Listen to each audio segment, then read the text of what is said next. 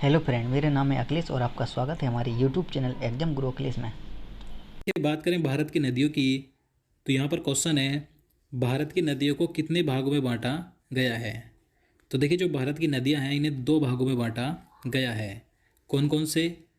पहला तो हिमालयी नदियाँ और दूसरा है प्रायद्वीपीय नदियाँ। हिमालयी नदियाँ यानी कि जो हिमालय के पास से निकलती हैं, और प्रायद्वीपीय नदियाँ जो कि दक्षिण भारत में बहती हैं। तो आज के इस वीडियो में हम हिमालयी नदियों के बारे में पढ़ेंगे। और देखिए, जो हिमालय नदियाँ हैं तो इन्हें भी तीन भागों में विभाजित किया गया है, यानी कि सिंधु नदी तंत्र, ब्रह्मपुत्र नदी तंत्र और गंगा नदी तंत्र।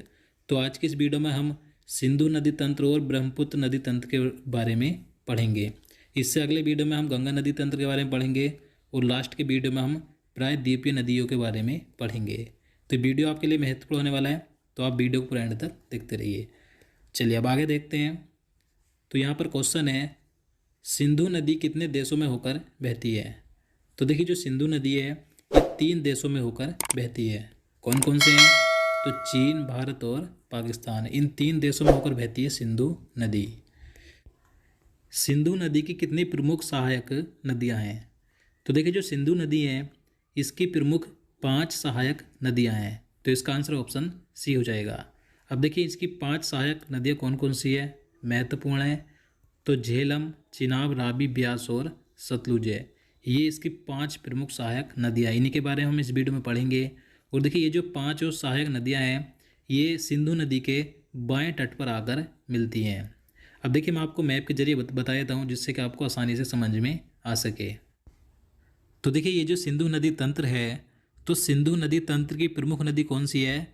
तो सिंधु नदी है। और इस सिंधु नदी की 5 प्रमुख सहायक नदियां हैं, झेलम, चिनाब, रावी, ब्यास और सतलुज। अब देखिए, ये जो सिंधु नदी है ये चीन के तिब्बत के मानसरोवर झील से निकलती है, और यहाँ से होकर ये लद्दाख होते हुए पाकिस्तान में जाती है, और वहाँ से ही अरब सागर में जाकर गिर जाती है। और यहाँ पर जो सबसे नीचे है सतलुज नदी, ये भी चीन के तिब्बत के मानसरोवर झील के पास राक्षस ताल से निकलती है। और देखिए, यहाँ पर आपको क्रम याद रखना है कि सबसे ऊपर सिंधु नदी है, उसके बाद झेलम नदी, फिर चिनाब नदी, फिर रावी, फिर ब्यास और लास्ट में है सतलुज नदी। अब देखिए, मैं आपको बता दूं, जो झेलम नदी है ये जम्मू कश्मीर में बैरीनाग या शेषनाग झील से निकलती है और चिनाब नदी में जाकर मिल जाती है। और ये जो चिनाब नदी है ये हिमाचल प्रदेश में बारालाचा दर्रे से निकलती है और पाकिस्तान में सिंधु नदी से मिल जाती है। और ये जो रावी नदी है ये भी हिमाचल प्रदेश में रोहतांग दर्रे से निकलती है और चिनाब नदी में जाकर मिल जाती है। और ब्यास नदी ये भी हिमाचल प्रदेश में रोहतांग दर्रे से निकलती है और सतलुज नदी में मिल जाती है। अब देखिए, मैं आपको बता दूं, जो चिनाब नदी है ये सिंधु नदी की सबसे बड़ी सहायक नदी है, तो याद रखना है। और देखिए, ये जो सिंधु नदी और सतलुज नदी है तो ये दोनों नदी 3 देशों में बहती हैं, चीन, भारत और पाकिस्तान। जबकि जो झेलम, चिनाब और रावी है तो ये तीनों नदी 2 देशों में बहती हैं, भारत और पाकिस्तान में। एकमात्र नदी है ब्यास नदी जो कि सिर्फ भारत में बहती है। तो सिंधु नदी तंत्र की एकमात्र नदी कौन सी है जो भारत में बहती है? तो ब्यास नदी है, तो याद रखना है। चलिए अब आगे देखते हैं, सिंधु नदी का उद्गम स्थल कहाँ से हुआ है। तो मैंने आपको बता दिया है कि सिंधु नदी कहाँ से निकलती है, तो ये तिब्बत के मानसरोवर झील से निकलती है। देखिए, सिंधु नदी चीन के तिब्बत में मानसरोवर झील से निकलकर भारत के लद्दाख में प्रवेश करती है और वहाँ से पाकिस्तान होते हुए अरब सागर में गिर जाती है। तो देखिए, सिंधु नदी का उद्गम स्थल क्या है? तो तिब्बत का मानसरोवर झील है। और इसका मुहाना क्या है, यानी कि जहाँ पर ये जाकर गिरती है तो अरब सागर में जाकर गिर जाती है। देखिए, सिंधु नदी तंत्र में 2 नदियाँ भारत के बाहर तिब्बत के मानसरोवर झील से निकलती है। मैंने आपको बताया था कि 2 नदियाँ हैं, सिंधु नदी और सतलुज नदी, जो कि भारत के बाहर निकलती हैं तिब्बत के मानसरोवर झील से। आगे बात करें, सिंधु नदी की सबसे बड़ी सहायक नदी कौन सी है? तो सिंधु नदी की सबसे बड़ी सहायक नदी है चिनाब नदी, तो इसका आंसर ऑप्शन बी हो जाएगा, याद रखना है। और देखिए, ये जो चिनाब नदी है इनके बस सभी के बारे में आपको दोबारा से फिर से बता दूं। चिनाब नदी का उद्गम स्थल हिमाचल प्रदेश में बारालाचा दर्रे से होता है, और इसका मुहाना क्या, यानी कि किस नदी में जाकर मिलती है? तो सिंधु नदी में जाकर मिलती है। और देखिए, हिमाचल प्रदेश में चिनाब नदी को चंद्रभागा के नाम से भी जाना जाता है। बात करें झेलम नदी की, तो देखिए, ये जो झेलम नदी है इसका उद्गम स्थल क्या है, कहाँ से निकलती है? तो जम्मू कश्मीर में ब्यारीनाग या शेषनाग झील से निकलती है और चिनाब नदी में जाकर मिल जाती है, यानी कि इसका मुहाना है चिनाब नदी। देखिए इस नदी का वैदिक कालीन नाम बितस्ता था। और देखिए जो श्रीनगर है ये झेलम नदी के तट पर बसा है। तो याद रखना है कि जो झेलम नदी है इसका पुराना नाम क्या है वैदिक काल में, तो बितस्ता था। बात करें रावी नदी की। रावी नदी का उद्गम हिमाचल प्रदेश में रोहतांग दर्रे से होता है और ये चिनाब नदी में जाकर मिल जाती है। और देखिए जो लाहौर है ये रावी नदी के तट पर बसा है। और जो सतलुज नदी है इसका उद्गम तिब्बत के मानसरोवर झील के पास राक्षस ताल से होता है और ये चिनाब नदी में जाकर मिल जाती है। और देखिए जो भाखड़ा नागल बांध है ये हिमाचल प्रदेश में सतलुज नदी पर ही बना है, याद रखना है। इसके बाद बात करें ब्यास नदी की। तो देखिए जो ब्यास नदी है इसका उद्गम हिमाचल प्रदेश के रोहतांग दर्रे से होता है और ये सतलुज नदी में जाकर मिलती है। इसके बारे में बता दूं, देखिए ब्यास नदी और सतलुज नदी का जो संगम होता है पंजाब के हरी के क्षेत्र में होता है और यहाँ पर ही हरी के क्षेत्र में भारत की सबसे लंबी नहर निकलती है जिसका नाम है इंदिरा गांधी नहर।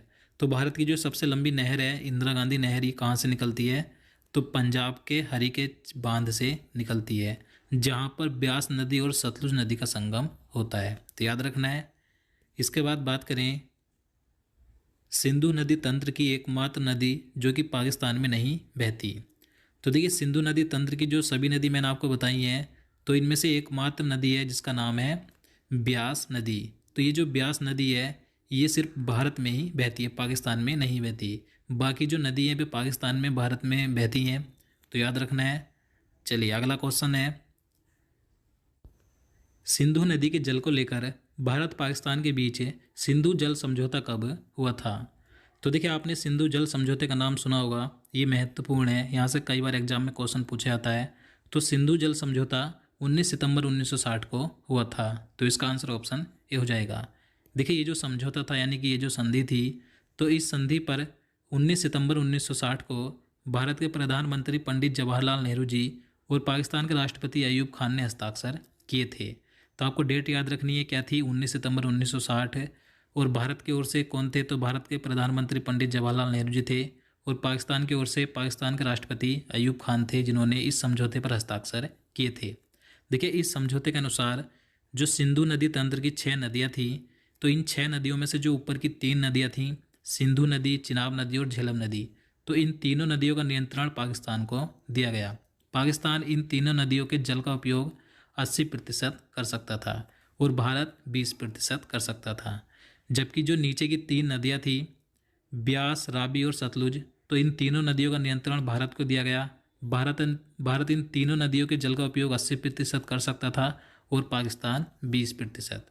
तो ये सभी महत्वपूर्ण पॉइंट्स आपको याद रखने हैं। तो दोस्तों ये था सिंधु नदी तंत्र जिसके बारे में मैंने आपको बताया। अब आगे हम ब्रह्मपुत्र नदी तंत्र के बारे में जानेंगे, तो चलिए देखते हैं। तो यहाँ पर हम बात करें ब्रह्मपुत्र नदी तंत्र की, तो यहाँ क्वेश्चन है ब्रह्मपुत्र नदी का उद्गम स्थल कहाँ से हुआ है। तो देखिए ब्रह्मपुत्र नदी का उद्गम यानी कि ये कहाँ से निकलती है, तो ये तिब्बत के मानसरोवर झील के निकट चेमा युंग दुंग ग्लेशियर से निकलती है। तो इसका आंसर ऑप्शन बी हो जाएगा। अब देखिए मैप के जरिए जान लेते हैं। तो आप यहाँ पर देख सकते हैं जो ब्रह्मपुत्र नदी है इसका उद्गम तिब्बत के मानसरोवर झील के निकट चेमा युंग डुंग ग्लेशियर से होता है और देखिए तिब्बत में इसे यारलुंग या सांगपो के नाम से जाना जाता है। देखिए तिब्बत से होते हुए ये नदी सबसे पहले भारत के अरुणाचल प्रदेश राज्य में प्रवेश करती है। देखिए इससे पहले यहाँ पर एक पहाड़ी है जिसका नाम है नमचा बरवा।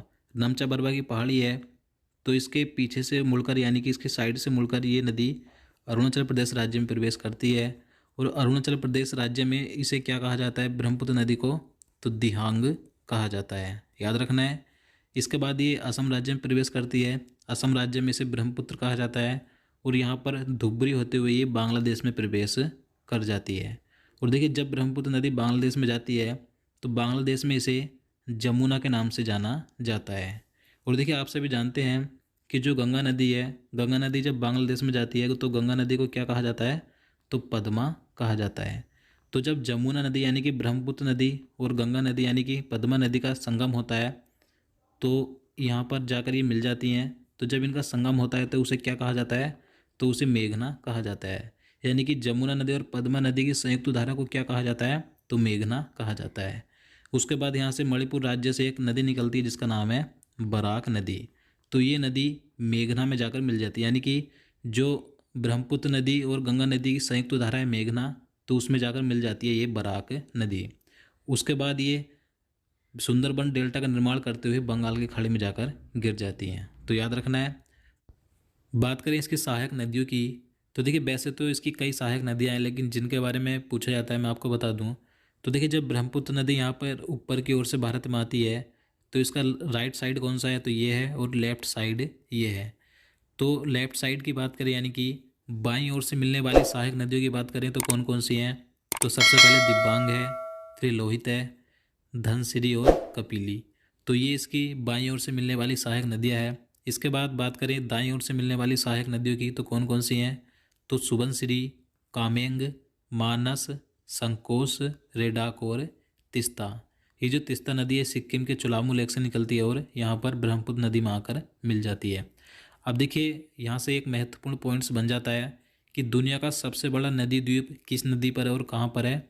तो असम राज्य में दुनिया का सबसे बड़ा नदी द्वीप है जो कि ब्रह्मपुत्र नदी पर ही है। इसका नाम क्या है, तो मांजुली द्वीप है। तो दुनिया का सबसे बड़ा नदी द्वीप जिसका नाम है मांजुली द्वीप, तो ब्रह्मपुत्र नदी पर है असम राज्य में। तो याद रखना है। चलिए आगे देखते हैं। तो यहाँ पर क्वेश्चन है, भारत की सबसे चौड़ी नदी कौन सी है। तो देखिए भारत की सबसे चौड़ी नदी कौन सी है, तो ब्रह्मपुत्र नदी है। तो इसका आंसर ऑप्शन सी हो जाएगा। देखिए ब्रह्मपुत्र नदी असम राज्य में जब बहती है तो इसकी चौड़ाई लगभग 10 किलोमीटर तक हो जाती है। तो आप यहाँ से समझ सकते हैं कि ये कितनी चौड़ी होगी। तो भारत की सबसे चौड़ी नदी है ब्रह्मपुत्र नदी। और बात करें ब्रह्मपुत्र नदी की लंबाई कितनी है, तो इसकी कुल लंबाई है 2900 किलोमीटर। लेकिन भारत में इसकी कुल लंबाई कितनी है, भारत में कितने किलोमीटर बहती है, तो भारत में सिर्फ 916 किलोमीटर बहती है। भारत में इसकी लंबाई है 916 किलोमीटर। तो याद रखना है। चलिए आगे देखते हैं। ब्रह्मपुत्र नदी को अरुणाचल प्रदेश में किस नाम से जाना जाता है। तो देखिए मैंने आपको पहले ही बता दिया है कि ब्रह्मपुत्र नदी को अरुणाचल प्रदेश में क्या कहा जाता है, तो देहांग कहा जाता है। तो इसका आंसर ऑप्शन सी हो जाएगा। एक बार फिर से बता दूं, तिब्बत में इसे यरलुंग, तुसांगपो या सांगपो के नाम से जाना जाता है। अरुणाचल प्रदेश में इसे देहांग कहा जाता है।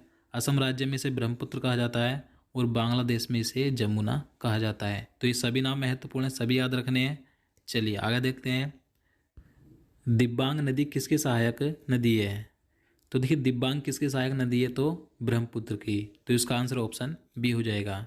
देखिए ब्रह्मपुत्र की सहायक नदियों की बात करें तो बाईं ओर से मिलने वाली सहायक नदियाँ कौन कौन सी हैं, तो दिबांग नदी, लोहित नदी, धनसिरी नदी और कपिली नदी। ये इसके बाईं ओर से आकर ब्रह्मपुत्र नदी में मिलती हैं। इसके बाद बात करें दाईं ओर से मिलने वाली सहायक नदियों की कौन कौन सी हैं, संकोश नदी, कामेंग नदी, मानस नदी, रेडक नदी, तिस्ता नदी और सुबनसिरी नदी। ये इसके दाईं ओर से मिलने वाली सहायक नदियाँ हैं। और देखिए आपको याद रखना है कि ब्रह्मपुत्र नदी के किनारे जो प्रमुख शहर हैं कौन कौन से हैं, तो डिब्रूगढ़, तेजपुर है और गुवाहाटी। ये इसके नदी के किनारे यानी ब्रह्मपुत्र नदी के किनारे बसे प्रमुख शहर हैं। चलिए आगे देखते हैं। असम राज्य में दुनिया का सबसे बड़ा नदी द्वीप मांजुली किस नदी पर है।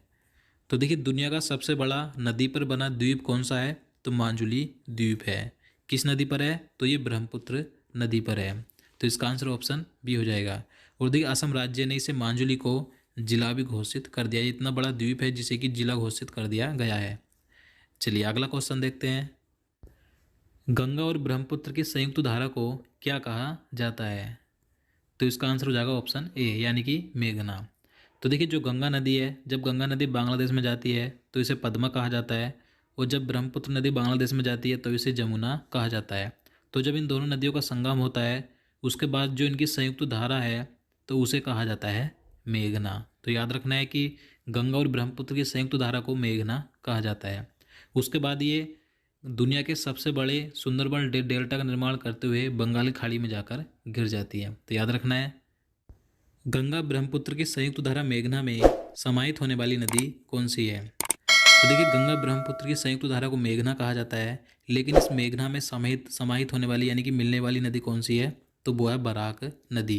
तो इसका आंसर ऑप्शन बी हो जाएगा। देखिए बराक नदी भारत के मणिपुर से निकलकर नागालैंड, मिजोरम व असम व बांग्लादेश में बहते हुए गंगा ब्रह्मपुत्र की संयुक्त धारा मेघना में समाहित हो जाती है। तो याद रखना है